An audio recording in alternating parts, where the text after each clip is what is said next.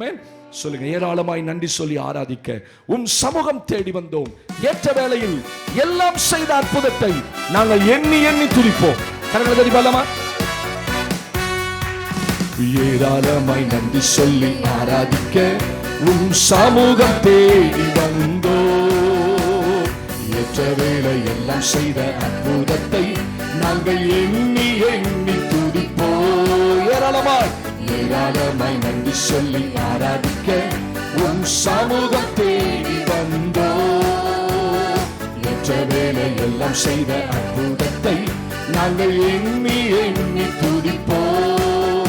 ஹல்லேலூயா ஹல்லேலூயா, ஆவியில் களி கூர்ந்து ஆராதிப்போம். ஹல்லேலூயா ஹல்லேலூயா, ஆவியில் நிறைந்து ஆராதிப்போம். ஹல்லேலூயா ஹல்லேலூயா, ஆவியில் களி கூர்ந்து ஆராதிப்போம். ஹல்லேலூயா ஹல்லேலூயா, ஆவியில் நிறைந்து ஆராதிப்போம். கரகதடி பஞ்சத்தின் காலத்தில் காகங்கள் அனுப்பி போஷித்தீரே. சொல்லுங்க, பஞ்சத்தின் காலத்தில் காகங்கள் அனுப்பி போஷித்தீரே.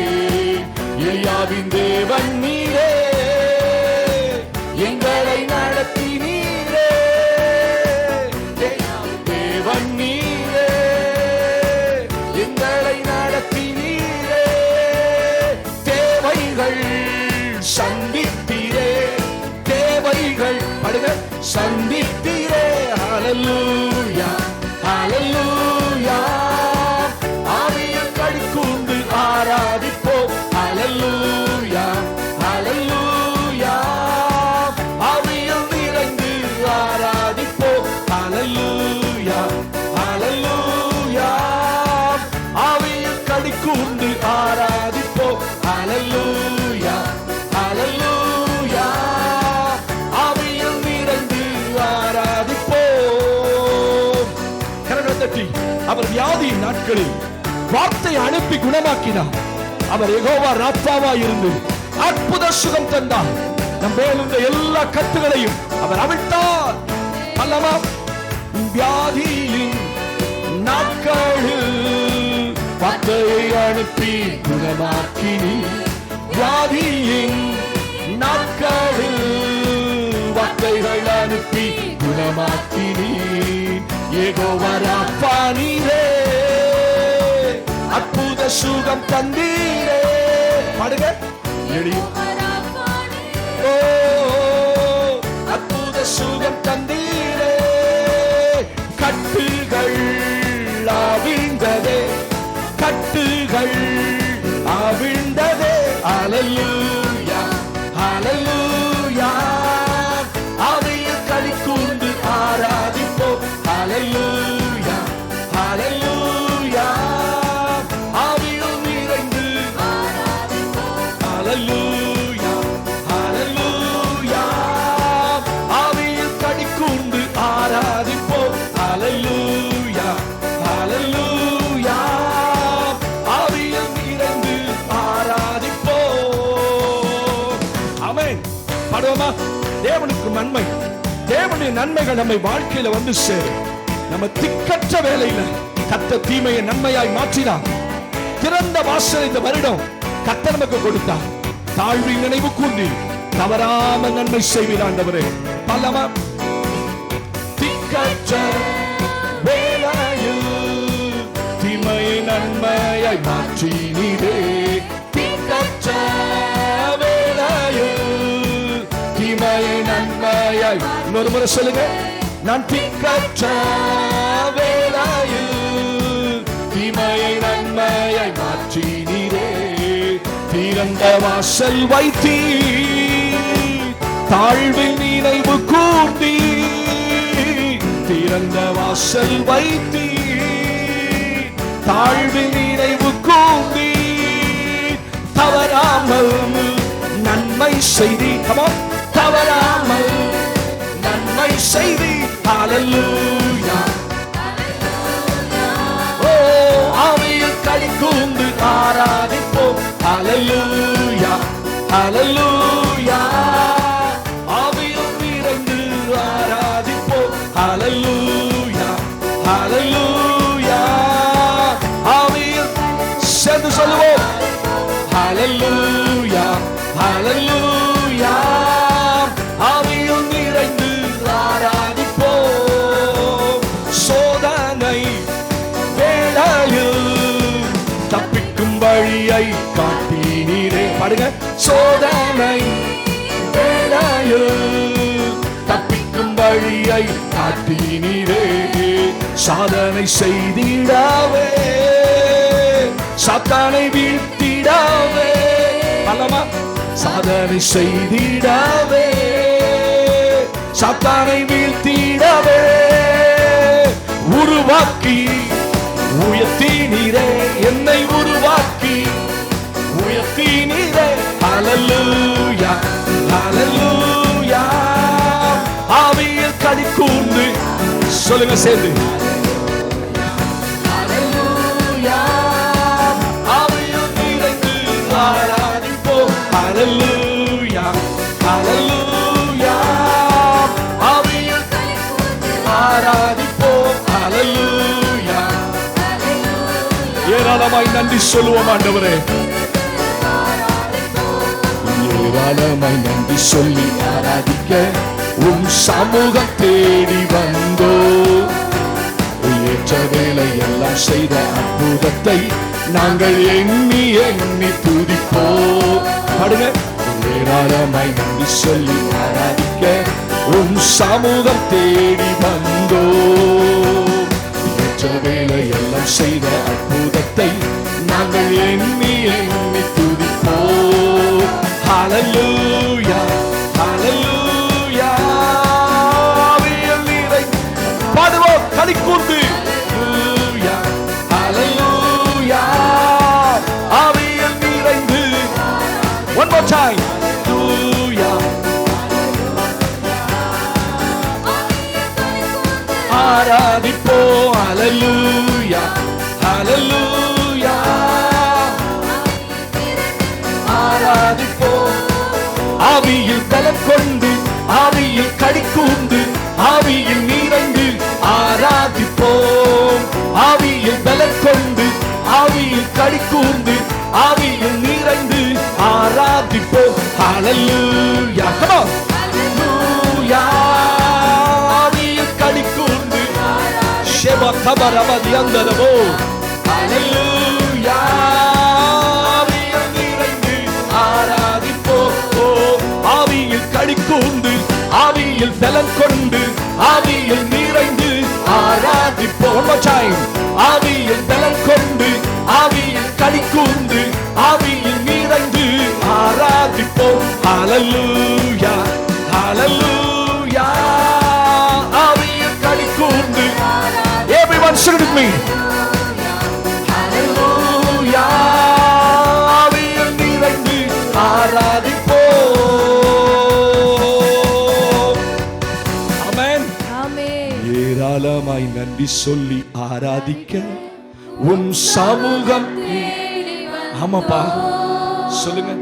ஏற்ற வேலை எல்லாம் செய்த அற்புதத்தை நாங்கள் எண்ணி எண்ணி சொல்லுங்க. ஹalleluya, ஹalleluya. ஆவியில் களி கூர்ந்து ஆராதிப்போம். ஹalleluya, ஹalleluya. ஆவியில் நிறைந்து ஆராதிப்போம். ஏற்ற வேளை எல்லாம் சொல்லமா. ஏராளமாய் நன்றி சொல்லி ஆராதிக்க உம் சமூகம் தேடி வந்தோம். ஏற்ற வேளை, ஏற்ற வேளை எல்லாம் செய்த உண்மையா. ஓ ஹalleluya, ஹalleluya. ஆவியில் களி கூர்ந்து ஆராதிப்போம். ஹalleluya, ஹalleluya.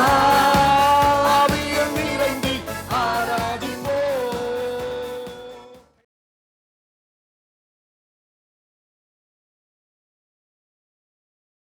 திருப்பிக் கொள்ளுங்கள். ஆண்டவருக்கு மகிமை உண்டாகட்டும். இன்றைக்கு கத்திருந்த காலையிலே இந்த ஆராதனையிலே பேசும்படி தெரிந்து கொள்ளப்பட்ட வேத வாக்கியத்தை எடுத்து வாசிங்கள். என்னாகமத்தின் புஸ்தகம் 17ஆம் அதிகாரத்துக்கு நேராக உங்களுடைய வேதத்தை திருப்புங்கள். என்னாகமத்தின் புஸ்தகம் 17ஆம் அதிகாரம். தேவனுக்கு மகிமை. Hallelujah. The book of Numbers chapter 17 verse 7 and 8. என்னாகமத்தின் புஸ்தகம் 17ஆம் அதிகாரம் 7-8 வசனங்களை வாசிக்க கேட்கலாம். அந்த கோல்களை மோசே சாட்சியின் கூடாரத்திலே கர்த்தருடைய சமூகத்தில் வைத்தான். மறுநாள் மோசே சாட்சியின் கூடாரத்துக்குள் பிரவேசித்த போது, இதோ லேவியின் குடும்பத்தாருக்கு இருந்த ஆரோனின் கோல் லேவியின் குடும்பத்தாருக்குள் இருந்த ஆரோனின் கோல் துளிர்த்திருந்தது. அது துளிர்விட்டு பூ பூத்து வாதுமை பழங்களை கொடுத்தது. அல்லேலூயா. இந்த வருஷம் ஆண்டவர் நமக்கு கொடுத்த வாக்கு அது. அல்லேலூயா. இந்த வருஷத்தினுடைய வாக்குத்தத்தத்தை மறுபடியும் பிரசங்கம் பண்ண போறீங்களா பாஸ்டர்? இல்ல. இதுல இன்னொரு பகுதி இருக்குது. அதை தான் இன்றைக்கு நம்ம பார்க்க போறோம். ஒரு ஆமென் சொல்லுங்க பாப்போம். இந்த வருஷம் வாக்குத்தத்தம் என்ன அப்படின்னு நைட்டு 11 மணிக்கு 12 மணிக்கு எழுப்பி கேட்டாலும் சொல்லணும். என்ன வாக்குத்தத்தம்? ஆரோனின் கோல் துளிர்விட்டு பூ பூத்து வாதுமை பழங்களை கொடுத்தது. ஆல்மண்ட் இல்லையா? பாதாம் பருப்பு தான் அங்க சொல்லப்பட்டிருக்கு. சரி, போகட்டும். ஆண்டவர் இன்றைக்கு நம்மோடு என்ன பேச விரும்புகிறார்? இந்த வாக்குத்தத்தத்தை அன்றைக்கு இரவு ஒருத்தர் கேட்டாங்க. முடிஞ்சோடனே ஏன் பாஸ்டர் நிறைய எக்ஸ்பிளைன் பண்ணாம விட்டுட்டீங்க? நான் சொன்னேன், எல்லாம் ஏற்கனவே பாதி கிறங்கி கிடக்கு. இதுல நான் எனக்குரிய வெளிப்பாடை சொன்னேன்னு வச்சுக்கோங்க, அந்த ராத்திரி அவ்வளவுதான். இல்ல இன்னும் ஒரு அரை மணி நேரம் இழுத்துருக்காம, ஏமா உனக்குள்ள இருக்கிற ஆவி மாதிரி இங்க இருக்கிற எல்லாருக்குமே இருக்குமா? நான் ஜனங்களின் ஆடுகளின் நிலையை அறிஞ்ச ஊழியக்காரன். ஆமென் சொல்லுங்க. இதெல்லாம் தெளிய வச்சுதான் அடிக்கணும், தூங்கும் போது அடிக்க கூடாது. அல்லேலூயா. என் பழக்கமே தூங்குறவனை அடிச்சா வேஸ்ட். ஏன்னா அவன் தூங்கும் போது அடிச்சா எதுவுமே தெரியாது. அவனை நல்லா தெளிய வச்சு சாப்பாடு கொடுத்து உட்கார வச்சு பலர் நாள் கொடுத்தோம்னா அவனுக்கு ஏன் அடிக்கிறேன்னு தெரியும். அப்ப இந்த செய்தியை நான் அந்த ராத்திரி ஃபுல்லா கொடுத்துருந்தேன்னா நிச்சயமா உங்களால எதுவுமே புரிஞ்சிருக்க முடியாது. இப்ப உங்கள ஒருத்தரை நான் எழுப்பி இந்த வாக்குத்தத்த செய்தி என்ன கொடுத்தேன் அப்படின்னு நிச்சயம் கேட்டேன்னா இந்த 3 மட்டும் தான் சொல்ல முடியாது, திக்கி தண்ணி தான் சொல்லுவீங்க. ஆனா இதுக்கு அர்த்தத்தை உங்களால சொல்ல முடியும்னா சொல்ல முடியாது. ஏதோ கொஞ்சம் தெரியும். இது இன்னைக்கு நான் மறுபடியும் இந்த வாக்குத்தத்தை எடுக்க போகலாம். நான் சொல்லிட்டு போக விரும்புறேன். இந்த வாக்குத்தத்தம் என்ன சொல்லுது? முதல்ல அந்த கோல் துளிர்த்தது. அல்லேலூயா சொல்லுங்க. அந்த கோல் எப்படி துளிர்க்கும்? ஸ்தோத்திரம். சாட்சியின் கூடாரத்துக்குள் கொண்டு வந்த போது அந்த கோல் துளிர்த்தது. அப்ப கோல் என்பது அதிகாரம். ஒரு ஆமென் சொல்லுங்க. அதிகாரம். ஸ்தோத்திரம். அது தேவன் கொடுக்கிற அதிகாரம். ஆனா அந்த கோல்ல எந்த விதமான அசைவும் இல்லை, அதுல எந்த விதமான சாரமும் இல்லை. அது வெறுமையா இருந்த கோல், உலர்ந்து போன கோல். சரி, அது சாட்சியின் கூடாரத்துக்குள் வந்தபோது என்ன வந்துச்சு? அதுதான் தேவ சமூகம். ஒரு தேவ பிள்ளை இந்த வருஷம் முழுசும் நீங்க தேவனுடைய சமூகத்துக்கு வந்தா உங்க கோல் நிச்சயம் துளிர்க்கும். இரண்டாவது, அந்த கோல் தண்ணீரின் வாசனையினால் துளிர்க்கும். யோபுல சொல்லப்பட்டு ஒரு மரம் வெட்டப்பட்டாகிலும் துளுக்கும் என்று தலைக்கும் என்று நம்பிக்கை இருக்கிறது அப்படிங்கிறாரு. அது தண்ணீரின் வாசனையினால் துளிர்த்து. தோத்திரம். அப்ப தேவ சமூகத்துக்குள்ள வந்த அந்த கோல், அதுல தேவ பிரசன்னம் இறங்கணும். ஆமென் சொல்லுங்க பாப்போம். அல்லேலூயா. அந்த கோல் மேல தேவனுடைய பிரசன்னம் இறங்கினாதான் அந்த கோல் துளிர்க்க ஆரம்பிக்கும். சமூகத்துல மட்டும் இருந்து பிரயோஜனம் இல்லை, அது மேல தேவனுடைய வல்லமை இறங்கணும், தேவனுடைய பிரசன்னம் இறங்கணும். நீ ஆராதிக்கும் போதும் ஜெபிக்கும் போதும் என்ன இறங்குச்சு? தேவனுடைய பிரசன்னமும் வல்லமை இறங்குச்சு. அதுதான் ஒரு சபை ஆராதனை. சும்மா பாட்டு பாடிட்டு போறதுல இல்ல, கர்த்தருடைய பிரசன்னம் வர வரைக்கும் நாங்க உங்களை அந்த ஆராதனைக்குள்ள நடத்தணும். அந்த ஆராதனைக்குள்ள நீங்க நுழையணும். கர்த்தருக்கு மகிமை உண்டாகட்டும். மூன்றாவது அதுல சொல்லப்பட்டிருக்கு, ஈசாயின் அடிமரத்திலிருந்து ஒரு துளிர் தோன்றி ஒரு கிளை எழும்பி செழிக்கும். அல்லேலூயா. இது ஜெனரேஷன். இயேசுவுடைய பிறப்பை குறித்து ஈசாயின் அடிமரம், அது வார்த்தை, தீர்க்க தரிசனம். அப்ப வார்த்தையில நல்ல இந்த வருஷம் நீங்க வாழ்ந்தாதான் நல்ல செய்திகளை கேட்கணும், பிரசங்கங்களை கேட்கணும், விரும்பி கேட்கணும். ஆமென் சொல்லுங்க. நேரம் முடிய போது எப்ப முடியும்னு கேட்க கூடாது. இன்னும் 2 வெளிப்பாடுகளை ஏதாவது கத்த தருவாரா? நீங்க முடிகிறதுக்குள்ள ஒண்ணு ஜெபம் பண்ணிட்டு வாங்க. ஆண்டவரே, இன்னைக்கு என்ன செய்தியா இருந்தாலும் அதுல ஒரே ஒரு வார்த்தை என்கிட்ட பேசுங்க. நான் சொல்றேன், அந்த ஒட்டுமொத்த செய்தி உங்களுக்கு இருக்காது. சில நேரத்துல ஆரம்பிக்கும் போது வேறு விதமா இருக்கும். என்ன ஒரு மாதிரி இருக்கு இன்னைக்கு அப்படி நீங்க நினைக்கலாம். ஆனா ஜெபம் பண்ணிட்டே இருங்க. இன்னைக்கு ஒரு வார்த்தை அதுல எனக்கு வரட்டும் ஆண்டவரே. அல்லேலூயா. சகோதரி சாட்சி சொன்னாங்கல்ல, மாடு தன் எஜமான அன்னைக்கு அந்த வார்த்தை சொல்றோம், அது அவங்கள தொற்றுக்கு.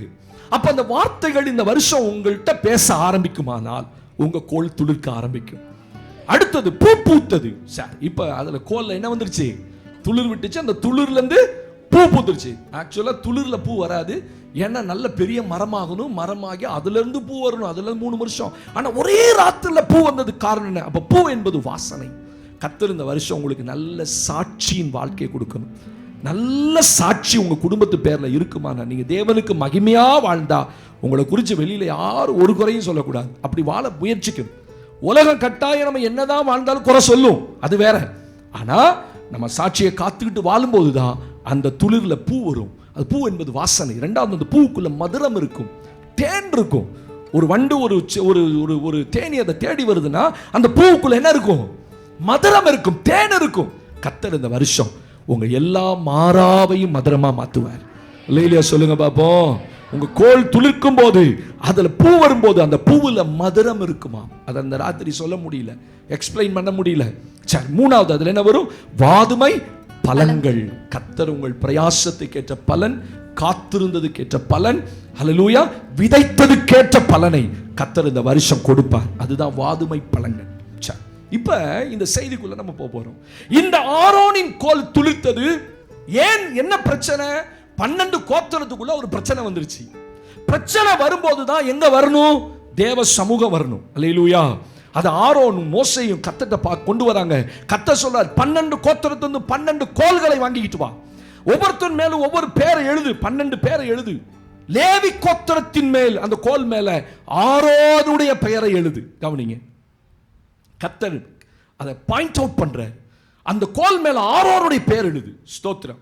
12 கோத்திரம் எழுதியாச்சு. தேவ சமூகம் வந்துருச்சு. காலையில் எடுத்து பார்த்தா லேவி கோத்திரத்தானாகிய ஆரோனுடைய கோல் மட்டும் துளிர்த்தது, பூ பூத்தது, வாதுமை பழங்களை கொடுத்தது. செய்தி என்ன? ஏன் ஆரோனுடைய கோல் மட்டும் துளிர்த்தது?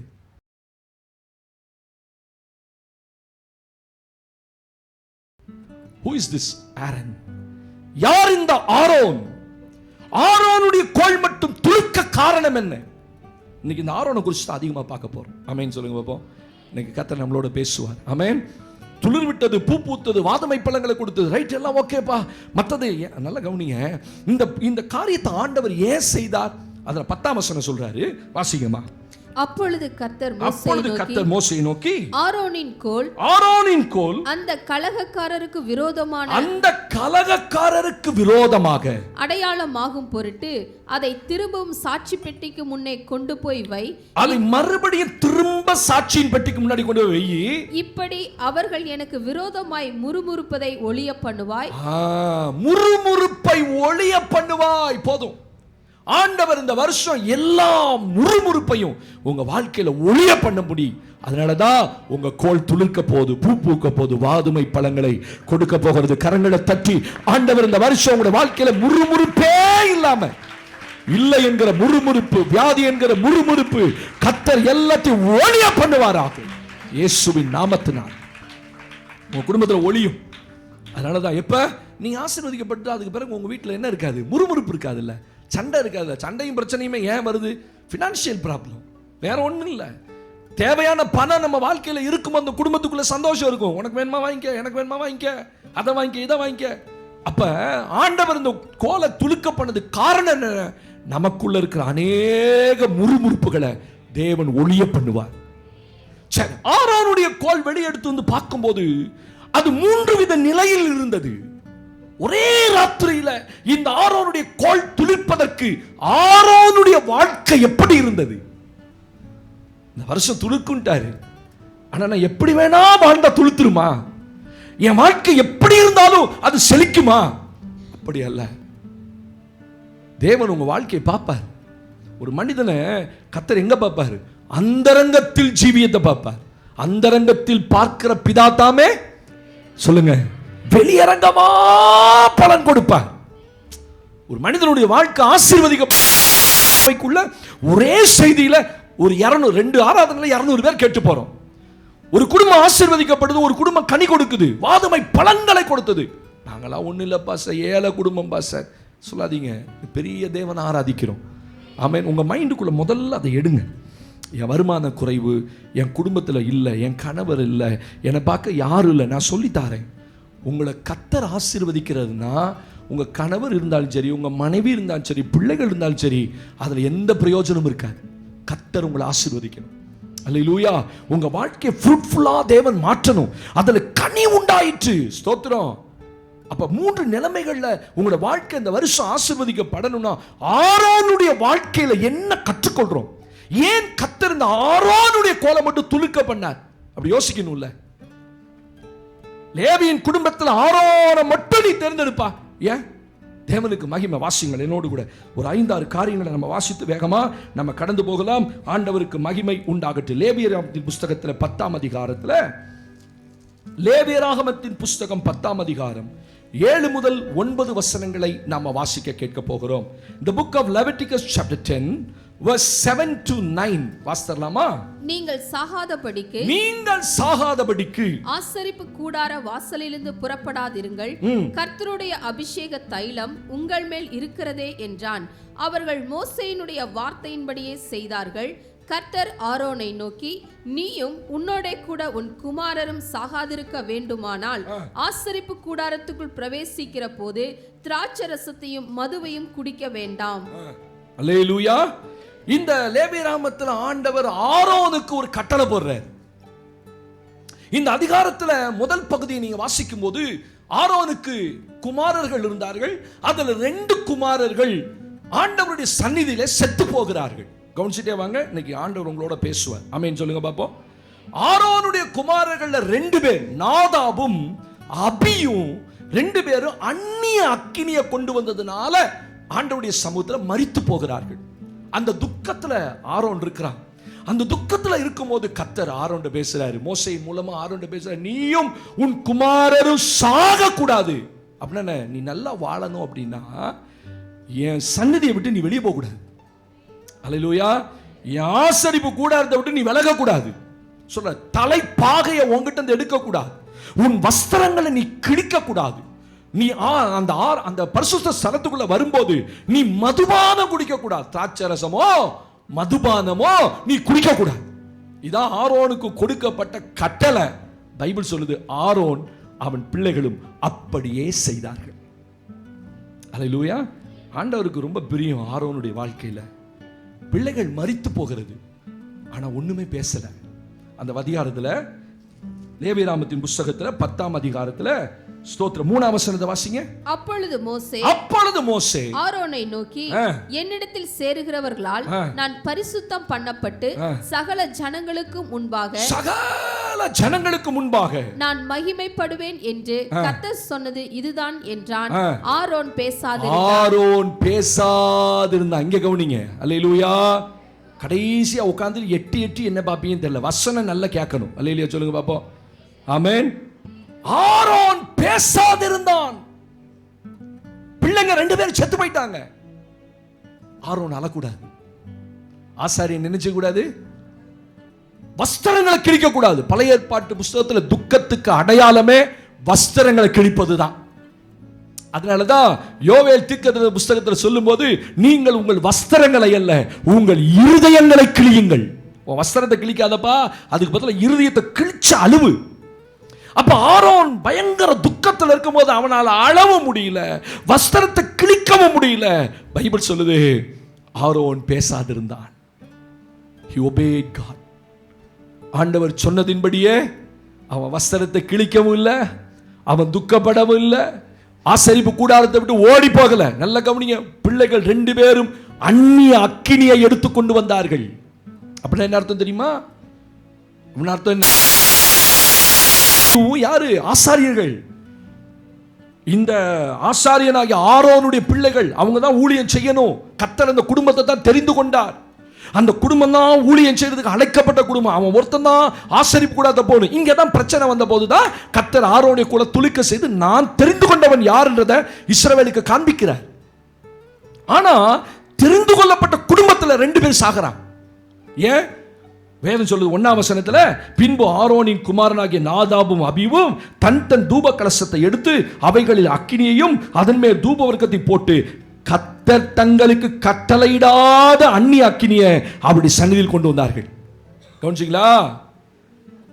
கொண்டு வந்தவன் என்னாச்சு? அப்பொழுது அக்கினி கர்த்தருடைய சந்நிதியில் புறப்பட்டு அவர்களை பட்சித்தது. அவர்கள் கர்த்தருடைய சந்நிதியில் அங்கே செத்து போயிட்டான், உள்ளே செத்துட்டான். 2 பிள்ளைகளுக்கு கண்ணு முன்னாடி சாகுதுப்பா. ஆரோனுக்கு பயங்கர துக்கம். ஏன்? கர்த்தர் கட்டளையிடாத அக்கினியை கொண்டு வந்தான். என்னைக்குமே கர்த்தர் சொல்லாததை நம்ம வாழ்க்கையில செய்தா அங்க பிரச்சனை தான். ஆமென் சொல்லுங்க. கொண்டு வரணும், ஆனா கர்த்தர் சொல்லுவார். நீங்க மோசேயை கவனிச்சு பாருங்க. ஆரோனி அவன் பிள்ளைகளையும் பிரித்தெடு செய்வான். மலையில் காண்பிக்கப்பட்ட மாதிரியே செய், அப்படியே மோசே செய்தார். நீங்க கவனிச்சு பாருங்க. இந்த லேவியராகமத்தின் புத்தகம் முழுவதும் கர்த்தர் சொன்னபடியே மோசே செய்தார், கர்த்தர் சொன்னபடியே மோசே செய்தார். எல்லாமே அவர் சொன்னபடி தான் செஞ்சுக்கிட்டே வரான். அதனாலதான் ஒரு பிரச்சனையும் இல்லை. ஆனா கர்த்தர் கட்டளையிடாத அக்கினி. அப்ப கர்த்தர் கட்டளையிட்ட அக்கினி இருக்கு. ஏப்பா கொண்டு வாப்பா, பலிபீடத்து மேல பத்த வைப்பா, பலியை பத்த வைப்பா, பலி ஜனங்க கொண்டு வருவாங்க, அதெல்லாம் உரிச்சு தோல் உரிச்சு எல்லாத்தையும் பலிபீடத்து மேல வை. அது கர்த்தர் சொன்ன அக்கினி.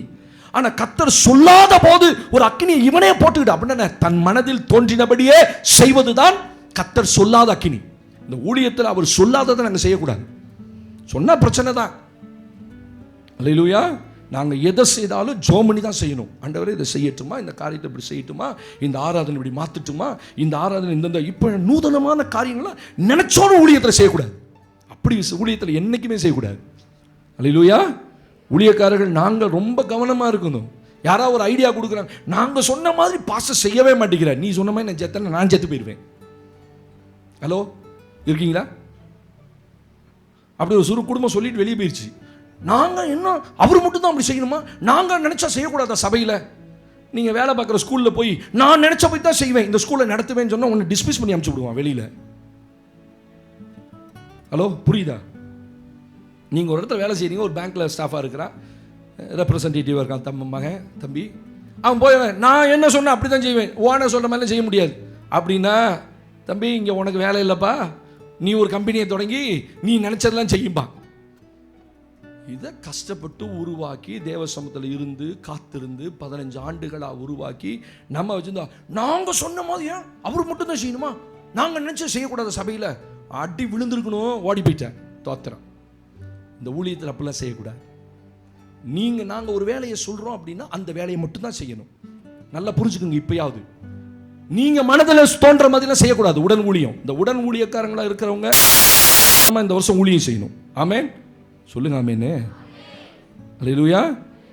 எங்களுக்கு அந்த பொசிஷன் கொடுக்க மாட்டேங்கிறாங்க, இவங்களுக்கு மட்டும் தான் கொடுக்குறாங்க, எங்களை நிற்க வைக்க மாட்டேங்கிறாங்க, நாங்கள் அதில் நாங்கள் என்ன சொல்கிறோமோ செய்யுங்க, அது உங்களுக்கு நல்லது. நீங்க மனதில் தோன்றபடி செய்வதற்கு சபையில் தேவன் கொடுக்க மாட்டார். என்னையவே அனுமதி கொடுக்க மாட்டார். உங்களுக்கு எப்படி அனுமதி கொடுப்பார்? நான் நினைச்சது இங்க செய்ய முடியுமா? முடியாது, செய்ய முடியாது. எனக்கு ஒரு பெரிய நல்ல பாடத்தை ஆண்டவர் கொடுத்தார். நான் இருந்த சபையில் எனக்கு ஒரு நல்ல தகப்பன், அவர்கிட்ட நல்லா அடங்கி இருந்து நிறைய ஊழியங்களை கற்றுக்கொண்டோம். ஒரு முறை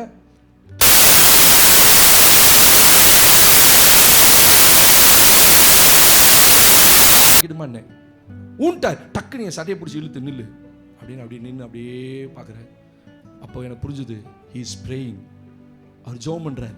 நான் சொன்ன உடனே சொல்லலை, சொல்லிட்டாரு, ஆனால் டக்குன்னு என் சட்டையை பிடிச்சி நிறுத்தி நில்லு, ஒரு நிமிஷம் நில்லு, நான் ஜெபம் பண்ணிட்டு சொல்கிறேன். ஊழியத்தில் என்றைக்குமே அது ரொம்ப நல்லது. அது எனக்கு ஒரு வாழ்க்கை பாடம் அன்னைக்கு நான் அந்த பலிபீடத்தில் கண்டுபிடிச்சது. அப்போ நாங்கள் சொன்னோன்னு ஜனங்கள் சொல்கிறதுனால நீங்கள் சொல்கிறத நாங்கள் செய்யலன்றதால நீங்கள் வருத்தப்படலாம். ஆனால் நீங்கள் சொன்னதை நான் செஞ்சேன்னா கர்த்தர் வருத்தப்படுவார். ஒரு ஆமென் சொல்லுங்க. அது என் ஊழியத்துக்கு நீங்கள் போயிட்டீங்கன்னா பிரச்சனை இல்லை. ஆனால் நான் சொல்லாத அவர் சொல்லாத நான் செஞ்சால் சபையாக போயிடும். இப்போ எது நல்லது? கர்த்தர் என்ன சொல்கிறாரோ அதை செய்வது தான் நல்லது. சிலர் ஊழியத்துக்கு போங்கன்னுவோம், நீங்கள் இந்த ஊழியத்தை செய்யும், எங்களுக்கு அந்த ஊழியம் பிடிக்காது, அந்த ஊழியம் கொடுங்க அப்படிலாம் கேட்காதீங்க. இந்த வருஷம் என்ன சொல்றோமோ அதை மட்டும் செய்யுங்க. ஏன்னா கர்த்தர் சொல்லாத அக்கினி வந்தபோது 2 பேர் மேல கர்த்தருடைய கோபம் வந்துச்சு, கர்த்தருடைய சந்நிதியில் அக்கினி வந்துச்சு, 2 பேரும் மரித்து போனார்கள். ஆரோனால அழ முடியல, ஆரோன் அழக்கூடாது, துக்கிக்க கூடாது. பரிசுத்த சமூகத்திலிருந்து 2 பேரை தர தரன்னு இழுத்துட்டு போறாங்க. ஸ்தோத்திரம். 2 பேரும் உள்ள செத்து கிடக்க ஆசரிப்பு கூடாரத்துல 2 பேரை வெளியே இழுத்துட்டு போகும்போது ஒரு தகப்பனுடைய இருதயம் எப்படி துடிக்கும். ஆரோனுடைய இருதயம் அழுவுது. ஆனா அவனால் அழ முடியல. ஆரோன் அழக்கூடாது. அவனுக்கு அப்படியே வஸ்திரத்தை கிழிச்சு எடுக்க. ஏன்னா பைபிள் அப்படி இருக்குல்ல. எஸ்தரின் புஸ்தகத்துல மொர்தெகாய் தன் வஸ்திரங்களை கிழித்து கொண்டு அரண்மனை முற்றத்துக்கு ஓடினான். அதான் பழைய ஏற்பாடு. ஆமா இல்லையா? நீங்க எவ்வளவு துக்கமா இருக்கீங்க? ஹலோ, இருக்கீங்களா? இருக்கீங்களா? ஸ்தோத்திரம். அப்ப கவனிச்சிங்களா? அவன் வஸ்திரத்தை கிழிச்சுட்டு போறான். முற்றம் வரைக்கும் போனான். அதுக்கு மேல போக முடியாது. அப்ப ஆரோன் அந்த பரிசுத்த அன்னையிலிருந்து ஆரோன் பரிசுத்த கூடாரத்தை விட்டு விலகவே இல்லை. உள்ளே இருக்கிறான். தலைப்பாகையை கழட்டக்கூடாது. சொந்தக்காரன் செத்து போயிட்டான், இதை எடுத்து விட்டு ஓடக்கூடாது. ஊழியத்தில் அதான் ஒரு பிரச்சனை. ஊழியத்தில் பிரச்சனை இல்லை, அது ஒரு கட்டளை. அப்ப ஆரோனுக்கு சொல்லப்பட்டபடியெல்லாம் ஆரோன் கீழ்ப்படிந்தான். கீழ்ப்படிந்த ஆரோனுடைய கோல் தான் துளிக்குமே தவிர வேற ஒரு கோத்திரத்தினுடைய கோலை கர்த்தர் என்ன செய்யல, துளிக்க பண்ணல. அப்ப கர்த்தர் என்ன சொல்றாரோ அதை இந்த வருஷம் செய்யுங்க. உங்க கோலை கர்த்தர் துளிக்க பண்ணுவார். நல்ல கை உயர்த்தி ஒரு ஆமேன்னு சொல்லுங்க பாப்போம். அல்லேலூயா. கீழ்ப்படுகிறவனுடைய காரியம் நிச்சயமா கர்த்தர் ஜெயமா மாத்துவார். அதனாலதான் கர்த்தர் அவனை வாட்ச் பண்ணிட்டே இருந்தார். சொன்னதெல்லாம் செய்யறானா? திராட்சரசம் குடிக்காம இருக்கானா? மதுபானம் குடிக்காம இருக்கிறானா? நேரம் வந்தா குடிச்சு கூடாது இல்ல. சொந்தக்காரனை பார்த்தோன்னா பக்கு பக்கு பக்கு பக்குன்னு உள்ள இருக்கிற ஆவி பேசும். பட பட பட படன்னு பேசும். அவன் ஒண்ணுமே செய்ய மாட்டான். மாப்பிள்ள அப்படிம்பா முடிஞ்சது. அந்த கண்ணை மட்டும் தான் காட்டுவான். இவனுக்கு அப்படியே கையை காலெல்லாம் வேற வேற வேற வரங்கும். இந்த வருஷம் பரபரன்றதெல்லாம் இயேசுவின் நாமத்துல உங்க கோல் துளுக்கணும். ஆமென். மதுபானம் குடிக்க கூடாது. ஆண்டவர் சொல்ல உள்ள வந்துடாத. திராட்சை ரசம் குடிச்சிட்டு உள்ள வந்துடாத. ஸ்தோத்திரம். அது ஆசரிப்பு கூடாரத்துக்குள்ள வர அங்கேயே ஆண்டவர் அடிச்சு மர்க்கையா பண்ணிடுவார். ஸ்தோத்திரம். அல்லேலூயா. பிடிச்சி கொஞ்சமா தான் தள்ளுவாரு. அது சைன். கீழே விழுந்து எத்தனை சொன்னோம், நாங்கள் எவ்வளவு குடித்தாலும் ஸ்டெடியா இருப்போம் அப்படிம்பா சிலர். அவன் ஸ்டெடியா இருப்பான் உலகத்தான். உன்னைய பிடிச்சி கீழே தள்ளிடுவாரு. அது முதல் சைன். கர்த்தர் இங்கே தானே எச்சரிப்பாரு. சொல்லுங்க ஆமென். உங்களை அப்படியே தடவி மொழுவி கொடுத்து கொண்டு போறது இங்க இல்ல. அப்பெல்லாம் செய்ய மாட்டேன். உள்ளதை உள்ளபடி முகதாட்சியம் சொல்லிடுவேன். ஆமென் சொல்லுங்க. ஐயோ இவர் மூப்பரு, அவரு அப்படி, இவர் இப்படி, இவர் வராம போயிட்டா என்ன பண்றது என்ன அவரு கேட்பாரு. நீ ஏன்டா கண்டிக்கல? ஸ்தோத்திரம். அப்ப கர்த்தர் இந்த வருஷம் உங்களை துளிர்க்க பண்ணணும்னா நீங்க தேவனுடைய ஆலயத்தோட செஞ்சிருங்க. ஆசரிப்பு கூடாரத்துக்குள்ள இருக்க பாருங்க. முடிந்த அளவு ஆராதனைக்குள்ள இருக்க பாருங்க. வார வாரம். ஆமென் சொல்லுங்க. 52 வாரமும் இருப்பதற்கு அதனால தான் 2 ஆராதனை வச்சிருக்கோம். நீங்க எதுக்கு வேணா வரலாம். 2 ஆராதனையில நீங்க வந்து உட்காருங்க. காலையிலயோ சாயந்தரமோ இந்த வருஷம் பாருங்க. ஆசரிப்பு கூடாரத்தில் பிரியாதிருங்கள். கர்த்தர் உங்களுக்கு சொன்ன வேலையை மட்டும் செய்யுங்க. இதெல்லாம் செய்தா கர்த்தர் ஆரோனுடைய கோலை துளுக்க பண்ணது போல் இந்த வருஷம் உங்க கோலை துளுக்க பண்ணுவார். இரண்டாவது, இந்த ஆரோனுடைய வாழ்க்கையில கவனிக்கிறது. யாத்ராமத்தின் புஸ்தகம் 17ஆம் அதிகாரத்தை எடுத்துக்கொள்ளுங்கள். ஆண்டவருக்கு மகிமை 12ஆம் வசனத்தை வாசிங்கம்மா. மோசேயின் கைகள் அசந்து போயிற்று. அப்பொழுது அவர்கள் ஒரு கல்லை கொண்டு வந்து அவன் கீழே வைத்தார்கள். அதின் மேல் உட்கார்ந்தான். ஆரோனும் ஊரும் ஒருவன் ஒரு பக்கத்திலும் இருந்து ஒருவன் மறுபக்கத்திலும் இருந்து அவன் கைகளை தாங்கினார்கள். இவ்விதமாய் அவன் கைகள் சூரியன் அஸ்தமிக்கும் வரைக்கும் ஒரே நிலையாய் இருந்தது.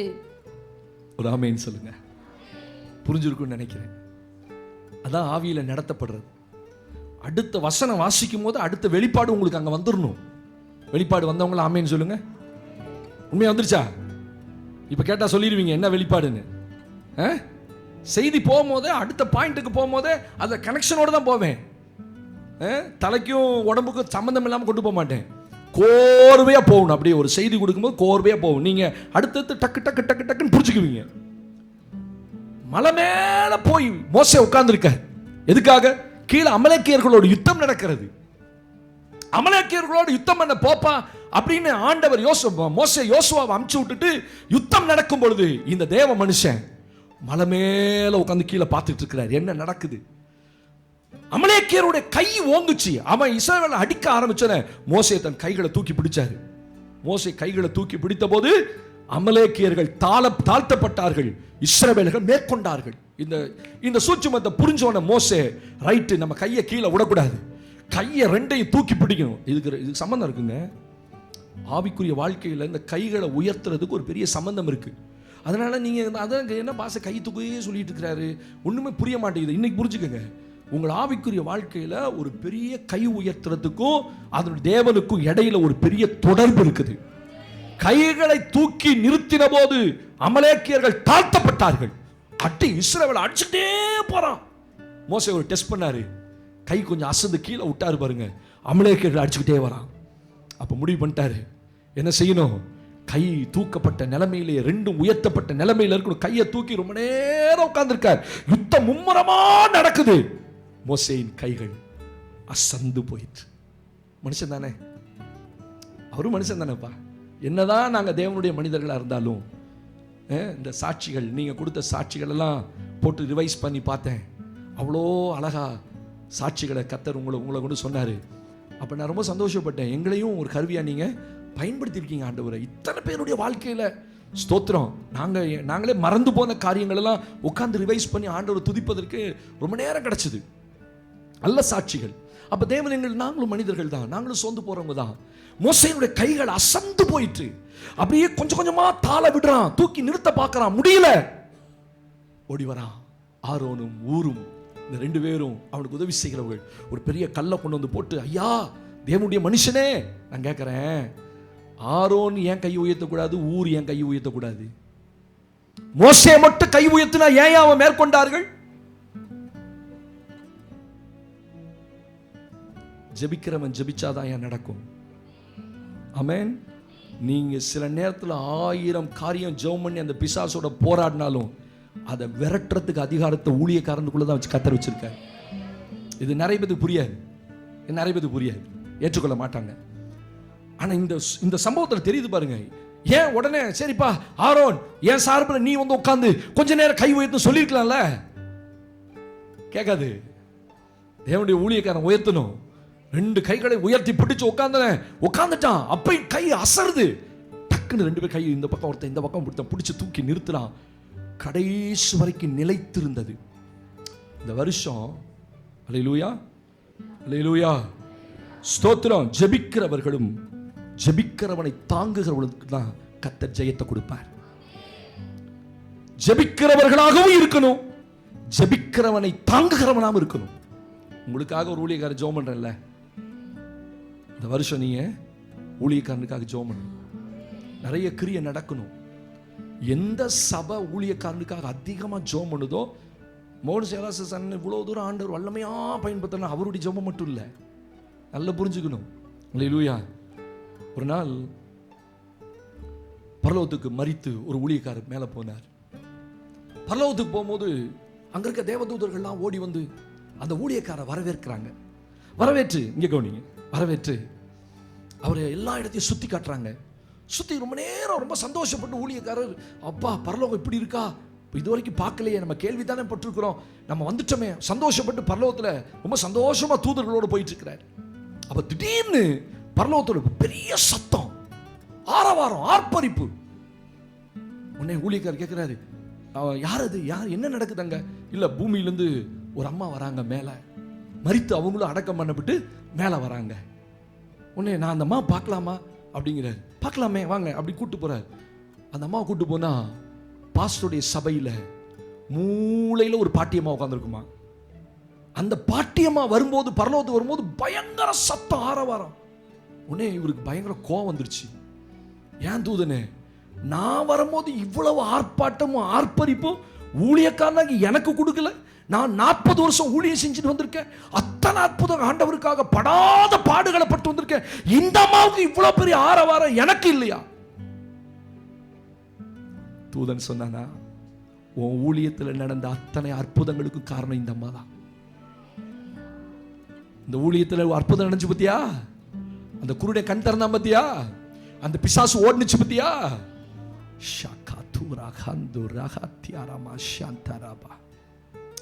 இந்த ஊழியங்கள் எல்லாம் அநேகருடைய ஜெபத்தில் தான் தாங்கப்படுது. போன வாரம் ஆராதனை சகோதரன் சொன்னாங்க, வித்தியாசமான ஆராதனை, வாலிப பிள்ளைகளாம் முன்னாடி கூப்பிட வச்சு எவ்வளோ ஜனம். நான் நினைச்சேன், ஆண்டவரே இவ்வளோ கிரியைகளை செய்றீங்களே. அந்த சகோதரன் சொல்லிட்டு போறாங்க, அதுக்கு முந்தின நாள் இரவு ஆண்டவர் என்னை எழுப்பி 2 மணி நேரம் உங்களுக்காக ஜெபம் பண்ண சொன்னார். நான் வித்தியாசமா ஜெபம் பண்ணேன் பாச, அது மாதிரி நான் ஜெபமே பண்ணதில்லை. நாளை ஆராதனை வித்தியாசமான கிரியை செய்யணும் ஆண்டவரே, எங்க ஊழியக்காரை பயன்படுத்தணும். அப்பதான் நான் ஒன்று உணர்ந்து கொண்டேன், என் ஜெபத்தினால் மட்டுமல்ல, அநேக கர்த்தருடைய பிள்ளைகள் சபைக்காக ஜெபித்துக் கொண்டிருக்கிறீர்கள். இன்னைக்கு காலையில் வரும்போது அநேக ஜெபித்து வந்திருப்பீர்கள். ஜெபிக்காம வந்த ஒரு கூட்டமும் இருக்கு. நான் சொல்றேன், ஆராதனைக்கு வரும்போது ஒரு 5 நிமிஷம் வீட்டில் முழங்கால் போட்டு, ஆண்டவரே இன்றைக்கு நான் போற சபையை ஆசீர்வதிங்க, எங்க ஊழியக்காரரை பயன்படுத்துங்க. ஒருவேளை என் மூலம் உங்களுக்கு சுகம் கூட கிடைக்கலாம், ஒரு மேன்மை கிடைக்கலாம், ஒரு வார்த்தை கிடைக்கலாம். நான் சொல்ற அந்த வார்த்தையில நீங்க தொடப்படலாம். நீங்க ரொம்ப சோர்ந்து போய் வந்திருப்பீங்க. நான் சொல்லுகிற என்னையே அறியாம ஒரு வார்த்தை. போன வாரம் உண்மையாவே என்னுடைய நோட்ல வந்து அந்த வசனம் இல்லை. நான் சொல்ல போகிற அந்த வசனம் இல்லை. ஆனா நான் பேசிட்டு இருக்கும்போது இப்படி திருப்பி பார்க்குறேன், அந்த வசனம் இருந்துச்சு. எனக்கு ரொம்ப அந்த வசனத்தை நான் தேடினேன் பிரசங்கம் எடுக்கும் போது. ஆனால் அந்த வசனத்தை கண்டுபிடிக்க முடியல என்னால். சரி நேரம் ஆச்சுன்னு வந்துட்டேன். ஆனால் நான் பெரட்டன் திடீர்னு அந்த வசனம் நிற்கிது. அந்த வசனத்தை நான் சொல்கிறேன். அந்த சகோதரி சொல்கிறாங்க, இந்த வசனத்தை தான் நேற்று நான் ராத்திரி கர்த்தர் என்னோட பேசினார். நான் கொண்டே வரல, ஆனால் அவங்களுக்காகவே அந்த வசனத்தை கர்த்தர் திருப்ப வச்சிருக்கிறார். இதுதான் சபையில் நடக்கிற காரியம். தேவன் உங்களோட பேசணும், கர்த்தர் உங்களோட பேசணும். நீங்கள் ஒரு 5 நிமிஷமாவது நின்று, வீட்டில் முழங்கால் போட முடியலையா பரவாயில்ல, கிளம்பிட்டீங்களா பரவாயில்ல, அப்படியே சோஃபாவில் உட்காந்து சேரில் உட்காந்து, ஆண்டவரே நாங்கள் போகிற சபையை ஆசீர்வதிங்க, எங்கள் ஆராதனையில் நாங்கள் நிற்கும் போது எங்களோட பேசுங்க, உங்கள் மகிமை எங்கள் ஆலயத்தை நிரப்பட்டும். கர்த்தருடைய ஊழியக்கார கர்த்தர் வல்லமையாக பயன்படுத்தி வார்த்தைகளில் நிறைய வெளிப்பாடுகளை கொடுங்க ஆண்டவரே. நீ ஜோமணி வந்து பாருங்க, கர்த்தர் உங்களோட பேசுவார். அல்லேலூயா சொல்லுங்க. அப்ப இந்த ஆரோன் கர்த்தருக்கு மகிமை, ஜெபிக்கிறவனா இருந்தான். ஆரோன் கீழ்ப்படுகிறவன், அவன் கோல் துளித்தது. ஆரோன் ஜெபிக்கிறவன், அவன் கோலை கர்த்தர் துளிக்க பண்ண. அவன் கையை தாங்கி பிடிக்கிறது ஒரு ஜெபம், ஜெபத்தின் அனுபவம். ஊழியக்காரன் செய்கிற ஊழியங்கள்ல ஊழியக்காரன் எனக்கு மட்டும் ஜெபம் பண்ணிடாதீங்க. அவங்க மேல கோவம் இருந்தா கூட அவங்களுக்காக ஜெபம் பண்ணுங்க. ஆமென் சொல்லுங்க பாப்போம். அல்லேலூயா அல்லேலூயா. கர்த்தர் 2 பேரையும் எப்படி பயன்படுத்துவாரே தெரியாது. அதை நல்லா புரிஞ்சுக்கணும். சரியா? அந்த காலத்தில் பாஸ்டர்ஸ் எல்லாம் பாஸ்டமாவை கீழே உட்கார வச்சு பழகிட்டாங்க. நான் போன பெரும்பாலான சபைகளில் பாஸ்டர் எங்கேயாவது கூட்டத்து நடுவில் உட்காந்துருப்பாங்க. முடிஞ்சோன்னு கேட்கறதுக்கு முன்னாடி நானே புரிஞ்சுக்குவேன். ஒரே ஒரு ஜீவன் சத்தம் போட்டு பைபிள் வாசிக்கும். அப்பவே புரிஞ்சுக்குவேன், அது பாஸ்டமாவாக தான் இருக்கணும். இப்படிதான் போதகர மக்களை கண்டுபிடிச்சிருக்கோம். ஏன்னா நிறைய ராங் ஐடியாக்கள். என் பிள்ளை கேட்டாங்க, காலேஜில் கேட்குறாங்கப்பா, லேடிஸ்லாம் வந்து உட்காரக்கூடாதே, மேலே பிரசங்கமே பண்ணக்கூடாது. அவங்க கூட படிக்கிற பிள்ளை எங்கேயோ ஒரு ஊர்லேருந்து வராங்க, கிறிஸ்டியன் பிள்ளை. எங்கள் சர்ச்சிலலாம் பாஸ்டமாங்கலாம் பேசவே கூடாதுன்னு பைபிள் போட்டிருக்கு. தப்பா புரிஞ்சிருக்கிறாங்க. சபையில் பெண்கள் பேசுவது வெரி குட்மா, அயோக்கியத்தனம். ரொம்ப பயங்கரமான வார்த்தை நம்ம தமிழ்ல. ஆனா பைபிள் இந்த வார்த்தை கையாண்டிருக்கு, அயோக்கியத்தனம், சரியில்லாத ஒரு காரியம். எதனால அப்படி சொன்னாரு? பெண்கள் சபையில் பேசக்கூடாதுன்னு. பவுல் பிரசங்கம் பண்ணும்போது கணவன் மனைவியும் பக்கத்தில் உட்காந்துட்டு கணவனை நோண்டிக்கிட்டே இருந்தா அந்த மனைவி. அன்னைக்கு என்ன மைக் இருந்துச்சா, என்ன இருந்துச்சு? ஒன்றும் கிடையாதுல்ல. இன்னைக்கு தான் பாருங்க 4 போட்டு வச்சுக்க காது கிளியிற மாதிரி. அன்னைக்கு பவுல் பிரசங்கம் பண்ணாரு, நூற்றுக்கணக்கான ஜனங்க கூடி இருந்தாங்க. இங்க நின்று பேசும்போது அவர் கத்தி கத்தி பிரசங்கம் பண்றாரு, முடியல. பக்கத்தில் இருக்க மனைவிக்கு காது, அது எப்போதுமே கேட்காது, நல்லது பேச கேட்காது. மனைவி மாதிரியே கோச்சுக்காதீங்க. அல்லேலூயா. ஆமா, மனைவி மாதிரிலாம் கோச்சு கூடாது. நல்லது பேசும்போது காதையே கேட்காது. தோத்திரம். கடனை பத்தி பேசும்போது காதையே கேட்காது. வீட்டுக்கு அந்த பொருள் வாங்கலாமா, என்ன சொன்னீங்க, வாங்கிடலாம், உடனே வாங்கிடுவோம். சர்ச்சை கிளம்புறியா, டயர்டா இருக்குப்பா, ஆமா அப்படியே பார்க் போயிட்டு நைட்டு சாப்பிட்டு போலமே. அந்த பலன் எங்க இருந்து தான் வரும் தெரியல பிசாசுக்கு. கர்த்தருக்கு ஸ்தோத்திரம். சர்ச்சுனா கிளம்பாதான், வெளியில போலாமா, ஊரை சுத்தலாமா, அதை வாங்கலாம் இதை வாங்கலாம் கேளுங்க. படுத்திருந்த அம்மா எந்திரிச்சு உட்காந்துக்கும். தோத்திரம். படுத்திருந்த அம்மா எந்திரிச்சு உட்கார்ந்த பிறகு வீட்டில் ஏதாவது செஞ்சு சாப்பிட்டுக்கலாம்னு சொல்லிடுங்க. இந்த ஆரோன் நல்ல ஜெபிக்கிற மனிதன், ஜெபிக்கிறவர்களை தாங்குகிற மனிதன். அதனாலதான் கர்த்தர் ஆரோனுடைய கோலை என்ன செஞ்சாரு? துலுக்க பண்ண. இந்த வருஷம் நல்ல ஜெபம் பண்ணுங்க, ஊழியக்காரமாவையும் தாங்குங்க ஜெபத்துல. அல்லேலூயா, அல்லேலூயா. கர்த்தர் உங்க கோலை துலுக்க பண்ணுவார். இந்த ஆரோனும் இந்த ஊரும் இல்லாவிட்டால் அவனா எத்தனை பலமுள்ள தேவ மனுஷனா இருந்தாலும் சோர்ந்து போய் கையை கீழே விட்டுருப்பான். நேரத்துக்கு வந்து 2 கையையும் 2 பக்கமும் தாங்கி பிடிச்சு நிலை நிறுத்தினார்கள். நல்ல கவனிச்சுங்களா வார்த்தைய? என்ன பண்ணாங்க? நிலை நிறுத்தினார்கள். அப்படி தூக்கி பிடிச்சான் 2 பேரும். ஸ்தோத்திரம். சாயந்தரம் அந்தி சாயும் வரைக்கும் யுத்தம் நடக்குது. யுத்தம் முடியும் போது அமலேக்கியர்களை இஸ்ரவேலர்கள் மேற்கொண்டிருந்தார்கள். அடிச்சு துவசம் பண்ணிட்டான். அமலேக்கியர்களை இல்லாதபடி நாசகதி பண்ணிட்டான். அதான் ஜெபம். ஒரு ஜெபம்னு அனௌன்ஸ் பண்ணும்போது சபையில் யாரோ ஜெபம் பண்ணட்டும் சொன்ன காலங்கள்லாம் போகட்டும். இந்த 7 நாட்கள் உங்களுடைய குடும்ப சூழ்நிலை தெரியாது எனக்கு. ஆனால் முடிந்த அளவு பிரயாசப்பட்டு ஜெபத்தை முடிச்சுட்டு வேலையை முடிச்சுட்டு சாயந்தரம் ஒரு 7 மணிக்கு ஆரம்பிக்கிறோமா, ஒரு 7:30 8 மணிக்கு அது ஓடிவாங்க. ஒரு 1 மணி நேரம் உட்காந்துட்டு போங்க. நீங்கள் நல்ல ஜெபிக்கிற ஆளாக அந்த வருஷம் இருந்தா ஆமென், உங்கள் கோலை கர்த்தர் துலுக்க பண்ணுவார். 2வது வாசிக்கிற 3வது, ஆண்டவருக்கு மகிமை. இந்த ஆரோன் எப்படிப்பட்டவன்? ஆண்டவருக்கு மகிமை உண்டாகட்டும். யாத்திராகமம் 4ஆம் அதிகாரம் 27ஆம் வசனம். The book of Exodus chapter 4 verse 27. யாத்திராகமம் 4ஆம் அதிகாரம் 27ஆம் வசனத்தை வாசிங்கள். கர்த்தர் ஆரோனை நோக்கி, எடுத்துட்டீங்களா? கர்த்தர் ஆரோனை நோக்கி, நீ வனாந்தரத்தில் மோசேக்கு எதிர்கொண்டு போய் என்றார். நீ வனாந்தரத்திலே மோசேக்கு எதிர்கொண்டு போ என்றார். அவன் போய் தேவ பர்வதத்தில் அவனை சந்தித்து அவனை முத்தம் செய்தான். ஒரு ஆமென்னு சொல்லுங்க சத்தமா. கைகளை உயர்த்தி சொல்லுங்க அல்லேலூயா, அல்லேலூயா. ஆரோன் யார்? Who is this Aaron? ஏன் அவன் கோல் துளித்தது? அவன் கீழ்ப்படிந்தான். 2வது, அவன் நல்ல ஜெபிக்கிறவன். 3வது, இந்த ஆரோன் தேவனால் நடத்தப்பட்டவன். ஆமென். என்ன சத்தத்தை காணோம்? தேவனால அப்படின்னா இப்ப தேவனால் நடத்தப்பட்டான். நல்லா கவனிங்க. ஆரோன் யார்? மோசே யார்? ஆரோன் யார்? மோசே யார்? 2 பேரும் அண்ணன் தம்பி, ரொம்ப க்ளோஸ். ஆரோனுக்கு 83 வயது, மோசேக்கு 80 வயது. இவர்கள் 2 பேரும் ஒருவரை ஒருவர் சந்தித்துக் கொள்ளும் போது ஆரோனுக்கு என்ன வயசு? இப்ப நான் சொல்லி கொடுத்தது திருப்பி கிளிப்புள்ள மாதிரியா சொல்லுங்க. எத்தனை வயசு? 83 ஆரோனுக்கு. மோசேக்கு அப்பதான் கர்த்தர் அவனை முச்சடியில சந்திக்கிறார். மோசேயை தேவன் சந்தித்த போது அவனுக்கு வயது 80. 40 வருஷம் அரண்மனை வாழ்க்கை, 40 வருஷம் வனாந்தர வாழ்க்கை. இஸ்ரவேலோடு வனாந்தரத்தை வந்துட்டார். தேவனுக்கு மகிமை. இப்ப கர்த்தர் அவரை சந்திக்கிறார். தேவனுக்கு மகிமை. 40 வருஷம். இப்ப மறுபடியும் எகிப்துக்கு போய் இஸ்ரவேலர்களை கொண்டு வரணும், இஸ்ரவேலரை மீட்டு கொண்டு வரணும். அப்ப கர்த்தர் முச்சடியில 3ஆம் அதிகாரத்தை சந்திக்கிறார். சந்திக்கும் போது அவன் என்ன சொல்றான்? ஐயோ, நான் திக்குவாயும் மந்தனாவும் உள்ளவன், நான் ரொம்ப குறைவுள்ளவன் ஆண்டவரே, என்ன நீங்க அனுப்பலாமா? சரி, அவனோட கொஞ்ச நேரம் பேசினார், அவனை மசிய பண்ணார், அவனை மறுபடியும் தான் வழிக்கு கொண்டு வந்தார், எல்லாம் ஓகே. இப்ப புறப்படுறேன்ட்டான். ஆனா நான் திக்குவாயும் மந்தனாவும் கடைசியா சொல்றான். நான் போறேன், ஆனா என்னால சரியா பேச முடியாது. உன்னை கத்த சொல்றாரு, சார் நான் உன்னை சகோதரன் யாரோ நான் அனுப்புறேன், அவன் ஓ வாயா இருப்பான். அவன் யாரா இருப்பான்? அப்படின்னா நீ சொல்ல வேண்டியதெல்லாம் அவன்கிட்ட சொல்லு, அவன் தெளிவா பேசுவான். Right, okay. இப்ப கர்த்தர் நேரா ஆரோன்ட்ட போறாரு. நல்ல கவனிங்க.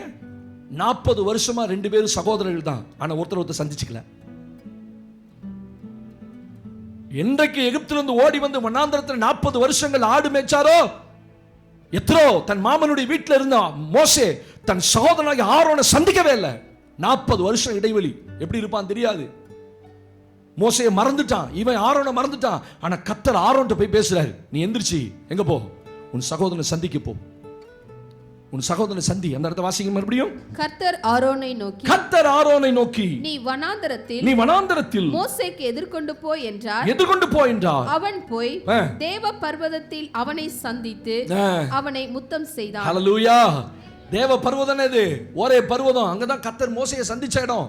அங்க 2 பேர் மீட் பண்ணிக்கிறாங்க. எப்படி இருந்திருக்கும் சூழ்நிலை? 40 வருஷம் கழிச்சு அப்படி அன்பு பொங்குது, கட்டி பிடிச்சு முத்தம் செய்தான்.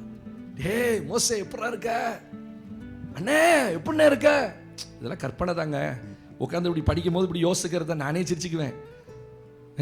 நீங்களா மோசையை சந்தித்தார், ஆரோனை சந்தித்தார் அப்படின்ட்டு போயிருவீங்க.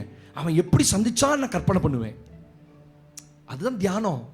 அப்படி உட்காந்து அப்படி கண்ண மூடி அப்படி 2 பேரும் நீங்கள் எப்படி அப்படி ஸ்லோ மோஷனில் அப்படி கேமரா காட்டுற மாதிரி படத்தை காட்டுற அப்படிலாம் நான் கற்பனை பண்ண மாட்டேன். அல்ல, நம்ம ஆட்கள் அப்படியே கற்பனை பண்ணி பார்ப்பா. அப்படி ஸ்லோவாக அப்படி ஆரோனோடு என்ன அவர் என்ன சினிமா நடிக்கிறா ஓடி வரத்துக்கு அந்த தூரத்தில் பார்த்தோன்னே வந்து அவனை கட்டி பிடிச்சி முத்தம் கொடுத்து ஸ்தோத்திர முத்தம் செய்தானே. ஒரு முத்தம் கொடுத்துருப்பானா? அவனுக்கு எவ்வளோ அன்பு இருந்திருக்கும். அப்படி கட்டி பிடிச்சி கழுத்தோட. நல்ல கவனிங்க, எகிப்து தேசத்தில் யோசேப்பு இருக்கிறான். யோசேப்பை சந்திக்க யார் வரா? தகப்பனாகிய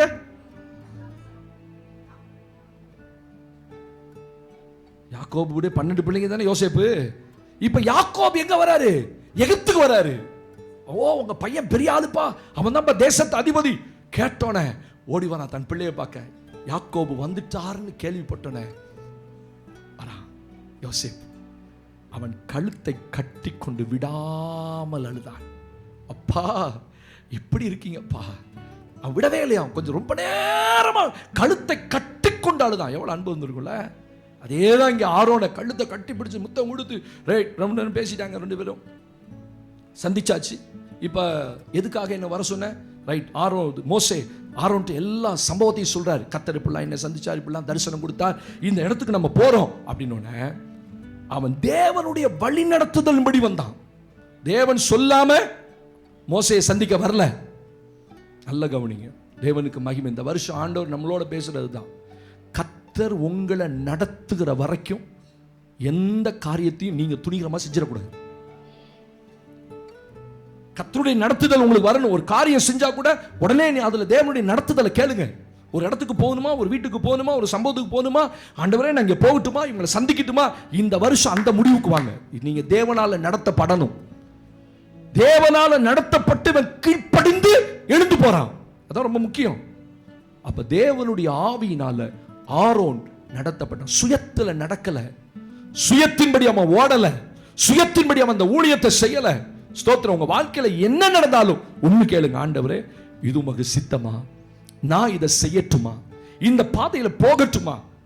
அப்ப தேவனுடைய வழி நடத்துதல் ஆரோனுடைய வாழ்க்கையில இருந்தது. ஒரு ஆமீன் சொல்லுங்க பாப்போம். அல்லேலூயா. எவர்கள் தேவனுடைய ஆவியினாலே நடத்தப்படுகிறார்களோ அவர்கள் தேவனுடைய புத்திரர் எனப்படுவார்கள்.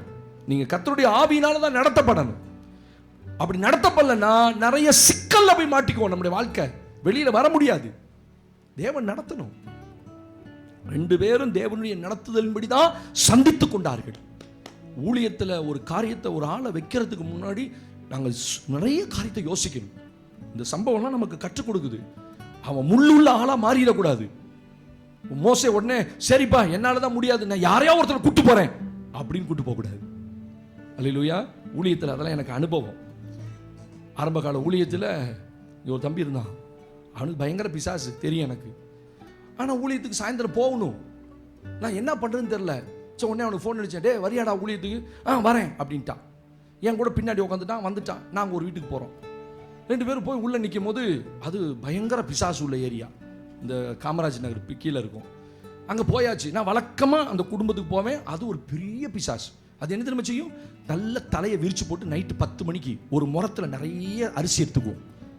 நிறைய அரிசியை முறத்தில் எடுத்துக்கிட்டு வீட்டு வாசலில் உட்காந்துக்கும். குடிசை தானே அந்த அந்த அந்த வாக்கியா ஓரத்தில் வீடு காமராஜ் நகரில். அந்த வீட்டு வாசலில் 12 மணி 11 மணிக்கு எடுத்து உட்காந்து அரிசியை தின்னுக்கிட்டே இருக்கும். விடிய விடிய தின்னு. இது பழக்கம். அவங்க வீட்டில் எல்லாத்துக்கும் தெரியும், விட்டுருவாங்க. அப்போ நான் அங்கே போகிற ஊழியத்துக்கு போனால் என்னை கூப்பிட்டு அடிக்கடி ஜோம் பண்ண சொன்னேன். போராடுவேன் அந்த பிசாசோட. தோத்துறேன். நம்மளால கூட்டு போயிட்டேன். இவனுக்குள்ள இருக்கிற பிசாசை மறந்துட்டேன். ஊழியத்தில் பாருங்க என்ன அனுபவம். உள்ள போயிட்டு நான் உள்ள போனோடனே அந்த பிசாசு ஆட ஆரம்பிச்சிச்சு. அன்னைக்குன்னு பார்த்து கிரியை செய்ய ஆரம்பிச்சிச்சு. இல்லைன்னா மல்லு கட்ட வேண்டியிருக்கும். ஸ்தோத்திரம்.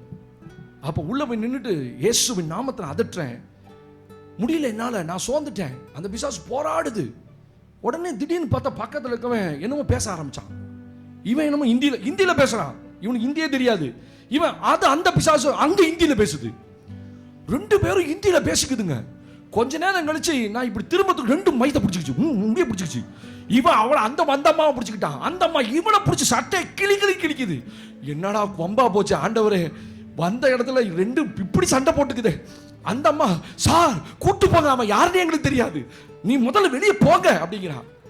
ஏம்மா இருமா, என்னாலே முடியலம்மா, ரெண்டு பேரும் இழுத்து நிக்குது, முடி விட்டா வந்துடும் போல கையில. அன்னைக்கு முடிவு பண்ணேன், ஆண்டவரே உங்க அனுமதி இல்லாம இவனை கூட்டு வந்துட்டேன், இவன் இப்படி ஹிந்தி பேசுவான்னு எனக்கு தெரியாது. வெளியில வந்து கூட்டு கேட்கிறேன், டேய் எப்படா ஹிந்தி நான் எங்க பேசினேன் ஹிந்தியில.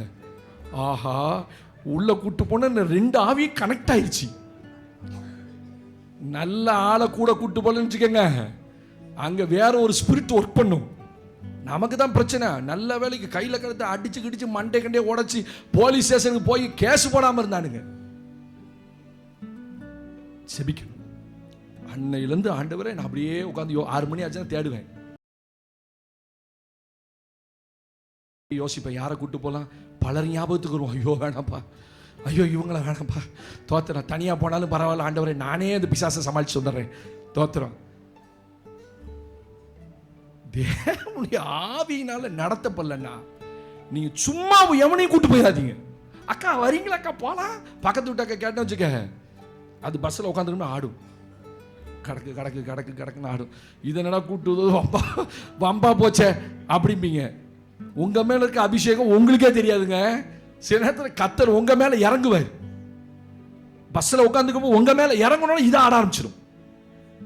அப்ப கத்தருடைய பிள்ளைகள் இந்த வருஷம் யாரால நடத்தப்படணும்? தேவனால நடத்தப்படணும். ஒரு காரியம் செய்யறதுக்கு முன்னாடி ஆண்டவரே இந்த காரியத்தை நான் செய்யட்டுமா, நான் போகட்டுமா, தேவனுக்கு அங்க உங்களுடைய வாழ்க்கையினுடைய கோல் என்ன செய்யும்?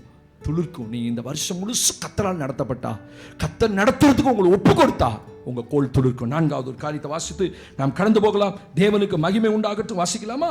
ஹல்லேலூயா. யாத்ராகமத்தின் புத்தகத்துல 28ஆம் அதிகாரத்துல 1ஆம் வசனத்தை நம்ம வாசிக்கலாம். இந்த புக் ஆஃப் எக்ஸோடஸ் சாப்டர் 28, யாத்ராகமத்தின் புத்தகம் 28ஆம் அதிகாரம் 1ஆம் வசனத்தை நாம் வாசிக்கலாம். உன் சகோதரனாகிய ஆரோன் எனக்கு ஆசாரிய ஊழியம் செய்யும்படிக்கு நீ ஆரோனையும் அவனோட கூட அவன் குமாரனாகிய நாதாப், அபியூ, எலெயாசார், இத்தாமார் என்னும் ஆரோனின் குமாரரையும் இஸ்ரவேல் புத்திரரில் இருந்து பிரித்து, கவனிங்க, இஸ்ரவேல் புத்திரரிலிருந்து பிரித்து உன்னிடத்தில் சேர்த்துக் கொள்வாயாக. உன்னிடத்திலே சேர்த்துக் கொள்வாயாக. உன் சகோதரனாகிய ஆரோனுக்கு மகிமையும் அலங்காரமுமாய் இருக்கும் பொருட்டு பரிசுத்த வஸ்திரங்களை உண்டு பண்ணுவாயாக. கவனிச்சீங்களா? ஆரோனுடைய வாழ்க்கையை கவனிச்சு பாருங்க. ஆரோன் அழைக்கப்படுவதற்கு முன்பு ஆண்டவர் என்ன சொல்லி மோசேட்ட சொல்றாரு? அவர்களை இஸ்ரவேல் புத்திரரிலிருந்து பிரித்தெடுத்து, not that word, separate from your people. அந்த ஜனத்துல ஏகப்பட்ட ஆட்கள் இருக்கலாம், ஆனா எனக்குன்னு ஒரு கூட்டத்தை பிரிச்செடு. அவன் தான் ஆரோனும் அவன் 4 குமாரர்களும். அதுல 2 பேர் தான் பின்னாடி செத்து போறாங்க. நாதாபும் அபியும் செத்து போனா, அதுக்கு பிறகு இருக்க 2 பிள்ளைகள் தான் அதுக்கு பிறகு சந்ததியா ஊழியம் செய்யறான். இப்ப கர்த்தர் சொன்னது என்ன? அவர்களை எனக்குன்னு பிரிச்சிரு. ஆமென் சொல்லுங்க பாப்போம். இந்த வருஷம் கர்த்தர் நம்மகிட்ட எதிர்பார்க்கிற என்ன தெரியுமா? உங்களை அவருக்குன்னு பிரிச்சிருக்கிறார். எத்தனை பேருக்கு இந்த வார்த்தை புரிஞ்சுது? உங்களை அவருக்குன்னு பிரிச்சிருக்கார். நல்லா புரிஞ்சுக்கங்க. நீங்க கர்த்தருடையவர்கள், கர்த்தருடையவர்கள். நீங்க எதையும் செய்யறதுக்கு உங்களுக்கு எந்த அனுமதியும் கிடையாது. ஏன்னா நீங்க கிறிஸ்து என்னும் ஒரு புருஷனுக்கு ஒப்பு கொடுக்கப்பட்ட கன்னிகை. அப்படிதான் பைபிள் சொல்லுது. கிறிஸ்து தான் மணவாளன், நம்மள யாரு? மணவாட்டி, கன்னிகை, கன்னிகை கர்ப்பவதியானா. அப்ப நான் ஒரு கற்புள்ள கன்னிகையாக கிறிஸ்து என்ன பிரிச்சது. அப்படின்னு என்ன? உலகத்துல கரைப்பட்டு விடாதபடி, உலகத்தோடு ஒத்து வாழாதபடி கர்த்தருக்கென்று கர்த்தர் இந்த வருஷம் பிரிச்சிருக்கிறார். ஆண்டவர் மறுபடியும் அதை ஞாபகப்படுத்துறார். நீ உன்னுடையவன் அல்ல, நீ எனக்காக பிரித்தெடுக்கப்பட்டவன். எதுக்காக ஆண்டவர் ஆசாரிய அவனை பிரிச்செடுத்தார்? ஆசாரிய ஊழியம் செய்வதற்கு. ஆசாரிய ஊழியம் பைபிள்ல சொல்லுது, நீங்கள் தெரிந்து கொள்ளப்பட்ட சந்ததியாயும் ஆசாரிகளாயும் இருக்கிறீர்கள். ஆசாரியுடைய வேலை என்ன? தேவனுக்கு ஊழியம் செய்வது, தேவனுக்கு ஆராதனை நடத்துவது, தேவனுக்கென்று வாழ்வது. அதுதான் அவன் வேலை, மெயின் வேலை அதுதான். அப்ப இந்த வருஷம் நீங்க கர்த்தருக்குன்னு பிரித்தெடுக்கப்பட்டபடினால கர்த்தருக்குள்ள வாழணும். கர்த்தருக்கு பிரியமில்லாத காரியத்தை செய்யக்கூடாது. ஆமென். அவரை வருத்தப்படுத்துற மாதிரி எந்த காரியத்தையும் செய்யக்கூடாது. அவர் உங்களை தெரிந்து கொண்டதுனால, அவருக்கு தெரிந்து கொண்டதுனால நீங்க அவரோடு இருக்கணும். அவருக்கு பிரியமில்லாத காரியத்தை செய்யக்கூடாது. அப்ப என்ன, பிரித்தெடுக்கப்பட்ட ஒரு வாழ்க்கை. உலகத்தான போல நான் வாழ பிரிக்கல, ஆண்டவர் என்ன பிரிக்கல. உலகத்து ஜனங்கள் செய்யற சடங்காச்சாரங்களை செய்யறதுக்கு கர்த்தர் என்ன அழைக்கல. அப்ப யாருடைய கோல் துளித்தது? பிரித்தெடுக்கப்பட்ட ஆரோனுடைய சந்ததிய தேவன் அவன் கோலை மட்டும்தான் துளிக்க பண்ணார். ஏன்னா அவன் பிரித்தெடுக்கப்பட்ட வாழ்க்கை வாழ்ந்தான். செப்பரேட் பண்ணிட்டார். நீ மற்ற ஜனங்கள் மாதிரி வீட்டுக்கு போக கூடாது, கூடாரத்தில் கூடி இருக்க கூடாது. எங்க தான் இருக்கணும்? ஆலயத்தில் தான் இருக்கணும். ஆசரிப்பு கூடாரத்தில் நீ எனக்குன்னு வாழணும், எனக்கு ஆராதனை செய்யணும். அதுக்கு தான் நான் உன்னை தெரிந்து கொண்டேன். ஆண்டவர் உங்களோட பேசுறாரு. உன்னை உன் ஜாதியிலிருந்து, உன் வம்சத்திலிருந்து, உன் தேசத்திலிருந்து, உங்களுடைய கிராமத்திலிருந்து, உங்க பட்டணத்திலிருந்து, உங்க குடும்பத்திலிருந்து நான் உன்னை தெரிந்தெடுத்தேன். எது தெரியுமா? எனக்கு நீ ஆசாரிய ஊழியம் செய், நீ என்ன ஆராதிக்கணும். அதனால தான் உன்னை நான் பிரித்து எடுத்தேன். பிரித்து கொண்டு வந்தால் பிரித்தெடுக்கப்பட்ட வாழ்க்கை வாழணும். தனித்துவமா தெரியணும். உங்களை உங்க கிராமத்தில், உங்க இடத்துல அடையாளப்படுத்தணும். இவங்க சர்ச்சுக்கு போறவங்கப்பா, வேண்டாத வம்பு தும்முலாம் போக மாட்டாங்கப்பா. ஸ்தோத்திரம். பாசமா எத்தனையோ பேருக்கு எங்கங்க வெளியிலேயே வரமாட்டேங்கிறீங்க, வீட்டுக்குள்ளேயே இருக்கிறீங்க. நான் சொன்னேன், எங்க வீட்டுக்குள்ளேயே உட்காந்து ஊழியம் செஞ்சுட்டு இருக்கோம். அந்த ஃபோன் இந்த ஃபோன், இவங்க பேசுறது அவங்களுக்கு பேசுறது, அவங்களுக்கு கவுன்சிலிங் பண்ணுறது, இவங்களுக்கு கவுன்சிலிங் பண்ணுறது, அது சரியா இருக்கு. எங்களுக்கு எங்கள் தெருவில் இருக்கவங்களுக்கு ஒரு பெரிய ஒரு தலைவர் மாதிரி கேட்பேன், எங்கள் ஃபாதர் வெளியே பார்க்கவே முடியல உங்களை. 8 மணி நேரம் ஆகுது ஒரு எடிட்டிங் முடிக்க எனக்கு. அதை உட்காந்து முடிச்சு போட்டு அடுத்த எடிட்டிங் ரெடியாக இருக்கும். அடுத்த பைபிள் வாசிக்கணும், அடுத்த வேதம், அப்புறம் பிரசங்கம் பண்ணணும், அடுத்த கூட்டத்துக்கு ஆயத்தம் பண்ணணும், எங்கேயாவது கூப்பிட்டுருப்பாங்க அதுக்கு போகணும், ஆஸ்பத்திரியில் இருப்பாங்க கூப்பிட்டு, ஏதோ ஒன்று அங்கே எங்களை தெருவிலே பார்க்க முடியாது. அடுத்த வீட்டில் என்ன நடக்குது, அந்த வீட்டில் என்ன நடந்துச்சு தெரியாது. கேள்விப்பட்டால் தான் தெரியும் எங்களுக்கு. எங்கக்கா உங்களை பார்க்கவே முடியல. நிறைய பேர் ஹவுசிங் வீட்டில் இவங்க தான் உங்களுக்கு மருமக, அவங்க அம்மா பொண்ணே தெரியாது, நான் தான் மகன் நினச்சிட்டு இருக்காங்க ரொம்ப பேர். அவங்க அம்மா கேட்குது, உங்க மருமக வெளியிலேயே வரமாட்டேங்குது. அது சொன்ன, அது மருமக இல்லைங்க, அது மக. ஓ அப்படிங்களா, நான் அவர் தான் உங்களை மகனை போல கூட்டு போயிட்டு வந்துடும் மகன் நினைச்சேன். அதான் வாழ்க்கை. நம்மளை கர்த்தர் பிரிச்சுட்டாருன்னா சும்மா உட்காந்து தேவையில்லாத ஆள்கிட்ட என்னது பேசிட்டு இருக்கணும் இல்லை? போனால் விதைச்சிட்டு வந்துடணும். என்ன சொல்லணுமோ. அவங்க ஒரு சினிமா கதை, அப்படியாக்கா, ஐயோ அந்த படத்தை பார்க்காம விட்டுட்டேனே. உங்களுக்கு அடுத்த நிமிஷத்துலேருந்து பிசாசு பேச ஆரம்பிச்சிருவான். அந்த படத்தை பார். எதுக்கு தேவையில்லாமல் பேசுவானே, அவளை தொடுவானே, கவலைப்படுவானே, எதுக்கு அவங்கள்ட்ட போய் பேசுவானே. நீ பேசுனா தேவையில்லாததை விதைப்பாங்க, தேவையில்லாத கதையை சொல்லுவான். தோத்துறோம். அதுக்கு நம்ம பலிகடாவாயிடணும். அதுக்கு பேசாமல் இருந்துட்டா நல்லது. போங்க, ஜோம் பண்ணுங்க. யாரையாவது கர்த்தர் ஞாபகப்படுத்தினா அவங்க வீட்டுக்கு போங்க. 2 நிமிஷம் நலம் விசாரிச்சுட்டு, கர்த்தர் உங்களுக்கு இதை சொல்ல சொன்னார், என் உள்ளத்தில் இந்த எண்ணம் வந்துச்சு, நான் சொல்லிட்டேன்ப்பா, போயிட்டு வரேன், தோத்திரம். அவ்வளோதான், நம்ம வேலை முடிஞ்சுது. அங்கே போய் உட்காந்து அங்கே கடன் வாங்கினேன், இங்கே கடன் வாங்கினேன், இங்கே கடன் வாங்கி கொடுங்க, அங்கே கடன் வாங்கி கொடு. இந்த வேலையில் இந்த வருஷம் இருக்கக்கூடாது இல்லையா? சொல்லுங்க பாப்போம். வார்த்தை முடிக்கிறேன். 5வது, தேவனுக்கு மகிமை உண்டாகட்டும். வாசிங்கள் யாத்திராகமத்தின் புத்தகம் 28ஆம் அதிகாரம் 12ஆம் வசனத்தை நாம் வாசிக்கலாம். ஆரோன் கர்த்தருக்கு முன்பாக தன் 2 தோள்களின் மேலும் இஸ்ரவேல் புத்திரரின் நாமங்களை ஞாபக குறியாக சுமந்து வர அந்த 2 கற்களையும் ஏபோத்து தோள்களின் மேல் அவர்களை நினைக்கும்படியான கற்களாக வைக்க கடவாய். போதும். மோசே பரிசுத்த வஸ்திரங்களை உண்டு பண்றார். யாருக்கு? ஆரோனுக்கு ஒரு ஸ்பெஷல் ட்ரெஸ். யார் ஆரோன்? ஆசாரி. நினைச்சேன் நான் தான் ஆரோன் ஒருத்தராக சொல்லுவீங்கன்னு பார்த்தேன். ஆட கத்தாவே, நான் தான் பாஸ்டர் ஆரோன். ஏன் நீங்க தான் ஆசாரியர்கள், நீங்க தான் ஆராதனை செய்ய அழைக்கப்பட்டவர்கள். ஸ்லாங்க மாத்துங்க. அடுத்த முறை சொல்லுங்க, நான் தான் ஆசாரியன். சொல்லிட்டே போங்க, நான் தான் ஆசாரியன், நான் தான் ஆரோன், நான் தான் ஆரோன், நான் தான் ஆரோன். என் கோல் துளுக்கும் சொல்லிட்டே இருங்களேன்.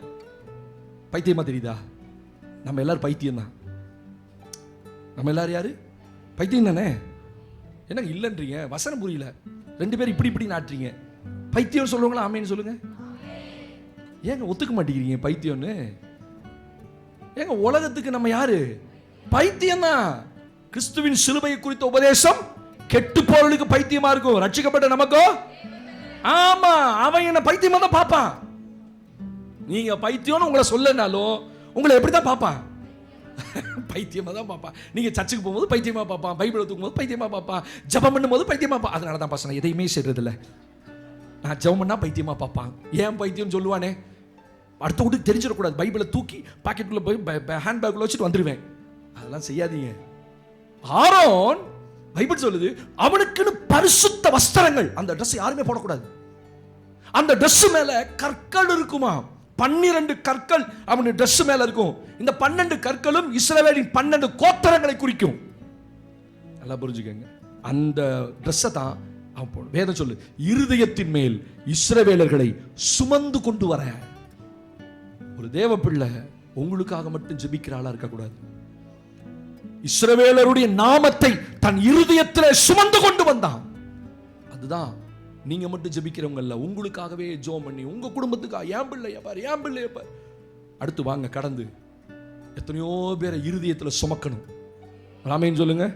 இந்த வருஷம் அந்த அபிஷேகத்தை கேட்டு வாங்குங்க. இங்கிலாந்து தேசத்துல ஒரு ஊழியக்காரர் கொடுத்து எழுதும் போது சொல்றாரு, ஒரு நாளைக்கு அவர் 4000 பேத்துக்கு ஜெபம் பண்ணுவாராம். எத்தனை பேத்துக்கு? எப்படி பாச 4000 நிமிஷம்ன்றது எத்தனை மணி நேரம்? ரொம்ப கஷ்டம். அர்ப்பணிப்பு இல்லாம 8 மணி நேரம் 9 மணி நேரம் ஜெபம் பண்ண முடியாது. அப்படிப்பட்ட பரிசுத்தவங்கலாம் இருக்கிறாங்க, இன்னமும் இருக்கிறாங்க. ஒரு நாளைக்கு 4000 பேத்துக்கு. நம்ம 4 பேத்துக்கு கூட ஜெபம் பண்ண மாட்டோம் இல்ல. பக்கத்து வீட்லையா அவன் சாகரம், அவன் செத்தா சாப்பிட்டு போங்க அப்படின்ட்டு போவோம். அவன் குடிச்சா அவன் செத்தான், அப்படி இல்லை. அவன் குடிச்சாலும் அவன் சாகர நிலைமையில் அவன் நரகத்துக்கு போயிடக்கூடாது. அந்த கடைசி மணித்துளிலையாவது அவனுக்கு ஒரு இறக்கத்தை கத்தர் கொடுக்க மாட்டாரா? அப்படிதான் அந்த வாலிப தம்பிக்கு ஜெபம் பண்ணோம். எனக்கு ஜெபம் பண்ண மனசே இல்லை. அவன் சொன்னோன்னே கேட்டோன்னே அவன் பண்ணா பார்க்குறமோ, குடிச்சான், வெறிச்சான், அடிச்சான், உதைச்சான், கட்ட பஞ்சாயத்து பண்ண எல்லாம் செஞ்சான், உண்மைதான். ஆனால் ஆண்டவர் என்ன சொன்னார்? அவனுக்கு ஒரு மனம் திரும்புதலை நான் கொடுத்த உனக்கு என்ன அப்படின்னாரு. அன்னையிலேருந்து ஜெபிக்க ஆரம்பிச்சேன். சரி ஆண்டவரே, கடைசி நிமிஷத்துலையாவது அவன் நிமித்தம் அந்த குடும்பம். இன்னைக்கு பாருங்க, அந்த ஒருத்தன் படுத்தான், அந்த குடும்பத்துக்கு 8 பேர் ரட்சிக்கப்பட்டான். எல்லாம் பின்வாங்கி போனாலும் ஞானஸ்தானம் எடுத்து அபிஷேகத்தில் நிரம்பின பிள்ளை. நீங்க சொல்றா, என் தம்பிக்கு ஜீவனை கொடுத்துட்டீங்கன்னா ஆண்டவரே நான் மறுபடியும் என் வாழ்க்கையை உயிர்ப்பிச்சேன். அந்த பிள்ளை சொல்றா, என்ன தொடுறதுக்கு தான் கத்தர் அவனை தொட்டாருங்கிறா. அதான் உணர்வு. என் தம்பியை எங்க அடிச்சா நீங்க வருவீங்கன்னு தெரியும். அது என் தம்பினா எனக்கு உயிர். அவனை தொட்டதில் எனக்கு என் வேலையெல்லாம் விட்டுட்டு அவனை பார்க்க ஆரம்பிச்சிட்டேன். அவனுக்கு எப்படியாவது ஜீவன் வேணும். அந்த பிள்ளை உணர்ந்து சொல்றா, அவனை தொட்டது காரணம் என்ன? எனக்காக தான் அவனை தொட்டார். தேவனுடைய பிள்ளைகளை, நீங்க மற்றவங்களுக்காக ஜெபம் பண்ணணும். சபை சும்மா இல்லை. இந்த உலகத்தில் வேற யாரும் மற்றவங்களுக்காக ஜெபம் பண்ண மாட்டாங்க. எந்த மதமும் மற்றவங்களுக்காக ஜெபிக்க சொல்லி தரல. கர்த்தர் மாத்திரம்தான் இஸ்ரவேலின் 12 கோத்திரங்களையும் அவன் இருதயத்து மேல சுமந்துகிட்டு வந்த ஆரோன் அவர்களுக்காக போய் ஜெபம் பண்ணா, பரிதபிச்சான், அழுதான், அவருடைய பிராயச்சித்தம் பண்ணான், அவங்களுக்காக திறப்புல நின்னான். அதான் அவனுடைய வேலை. 28 லட்சம் ஜனங்கள் இருக்கிற இந்த ஈரோட்டை ஒரு நிமிஷமாவது ஒரு நாள் ஜெபம் பண்ணணும். உங்க பக்கத்து வீட்டில் இருக்கவனுக்கு கட்டாயம் ஜெபம் பண்ணுங்க. அவெல்லாம் ரட்சிக்கப்பட மாட்டான், மனம் திரும்பவே அப்படின்னா நீங்க என்ன மனம் திரும்பலன்னு அர்த்தம். நீங்க ஒழுங்கா மனம் திரும்பி இருந்தா பக்கத்து வீட்டுக்காரன்னு கட்டாயம் என்ன செய்வீங்க? நான் ஜெபம் பண்ணி யாருமே ரட்சிக்கப்படல, தோத்துறான். இப்பதானே விதைச்சிருக்கோம், அது விதைக்கும், அது வரும். அது ஒரே இரவுல என்னவா வரும்? இந்த சடைமாடத்து ஒரு குடும்பம் வந்துச்சு, பூசாரி குடும்பம். ஒரே நாள்ல ரட்சிக்கப்பட்டு ஒரே நாள்ல வந்துட்டு ஞானசாரம் எடுத்துருச்சு. சில நாட்களை ஞானசாரம் எடுத்துட்டாச்சு. அப்படி சில குடும்பங்களை கத்த கொண்டு வருவார். நம்ம பண்ற ஜெபம் அப்படி குடும்பங்களை கொண்டு வரும். உங்க கிராமத்துக்கு, உங்க பட்டணத்துக்கு, உங்களை சுற்றி இருக்க ஜனங்களுக்கு, சபைக்கு நீங்க ஒரு அதுக்கு தான் வெள்ளிக்கிழமை வாங்கன்றேன். வாங்க உட்காரு, நாங்க என்ன ஜெபம் பண்றோம்னு பாருங்க. சபையில உங்களுக்காகவே ஜெபம் பண்ணி ஒண்ணு நடக்கல. நீங்க அதை தாண்டி அடுத்தவங்களையும் உங்க இருதயத்துல சுமக்கும் போதுதான் கர்த்தர் அந்த காரியங்களை வாய்க்க பண்ணுவார். எழுந்துங்க, ஜெபம் பண்ணலாம். தேவனுக்கு மகிமை உண்டாகட்டும். Everyone stand together.